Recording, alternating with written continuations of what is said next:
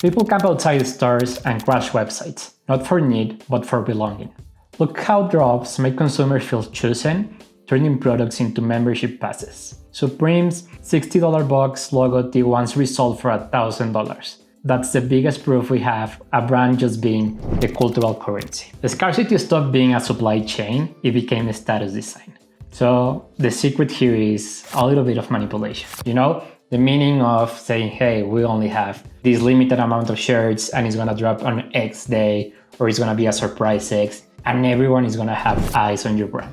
I'm Jose Pablo, the founder of ATLA, a branding agency that has reimagined hundreds of brands, including some clothing brands that are being drop-based, using the same strategies as Supreme and A24. This is why I'm doing this video, because I wanna show you how you can make your drop-driven brand, and it's gonna help you out have that cult of belonging. You're gonna have your customers waiting for you for the next drop.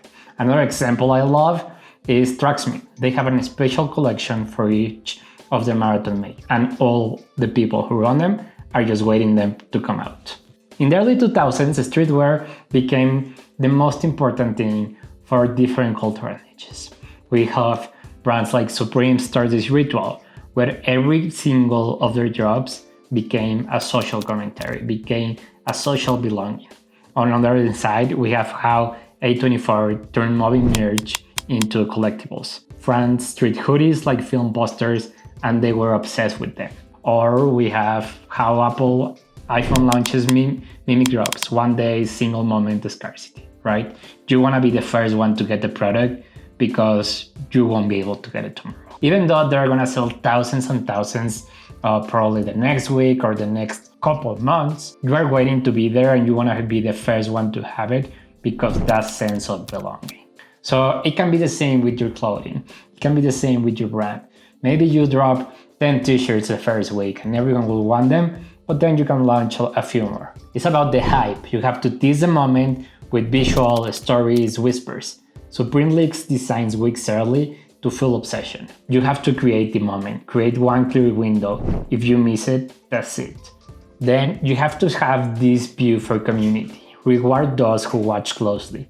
Early access, secret codes, have a secret newsletter for your biggest fans, maybe have some of your fans on close friends. Really focus on giving a special opportunity to your fans. And you have to have a very important story. Each drop must answer why now. There has to be some cultural relevance over product count. If you are gonna launch a bagel collection, it has to be relevant with why bagels are relevant at the moment. And we have seen how A24s did it. And then go silent. That's very important. After the drop, you must go silent. And that's gonna make the biggest difference. Brands that dress are brands that retain the mystique around it. You have to go muted for a few days, weeks if needed, and then you'll see how people will start wondering, how can I get more of this? And the result is that fans don't just buy, they become part of the community and they want to participate on it. But also it's very important that we don't fake that scarcity, because that will kill the complete hype. People will hate you, and if you do it over and over again, you'll have fatigue on your consumers. And once they are fatigued of you, it's really rare that they come back to you. And for example, we have how ethical brands invite people into meaning, and they don't have that trick of urgency, right? So maybe something else that you are selling them is not only urgency or scarcity, it can be meaning, it can be other things, it can be a special collab. All of those can be component of a drop. And something very important is that drop must be a celebration. Every single drop you do, it's a celebration, not a tool of manipulation. It really has to mean something. It's not about withholding, it's about building the belonging. So think about the example we all know of drops, and I already mentioned it, but Apple, how their drops have become a design ritual. It's not a release, it's a ritual that happens over and over again.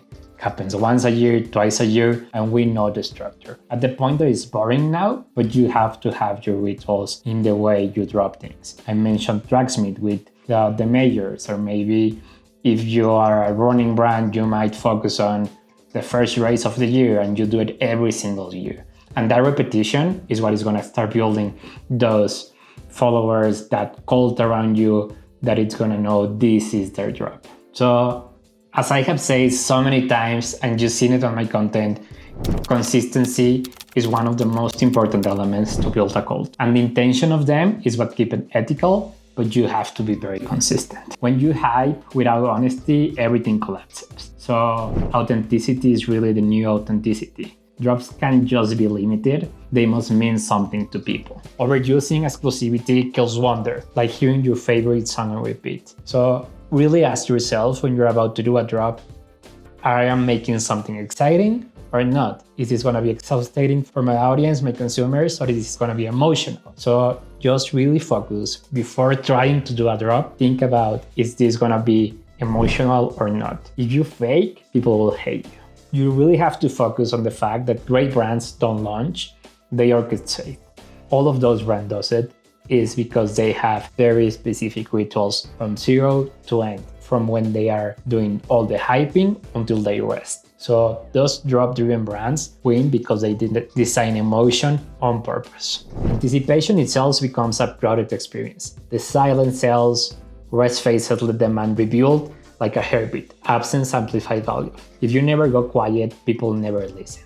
And really focus on that. You have to find moments where your brand doesn't need to be speaking up. Find the silence for your brand. Cult brands aren't an accident. They are communities built through rhythm, story, and restraint. Drops work because they turn attention into an identity. Scarcity done right builds devotion, not an addiction. And take away this, you don't need more drops, you need better stories every time. If this video was helpful, then subscribe and check out the video on your screen about how modern brands have turned pills, medicine into daily rituals. If you're interested in building a Mexican luxury hospitality brand or thinking about rebranding, check out the link in the description for our free newsletter.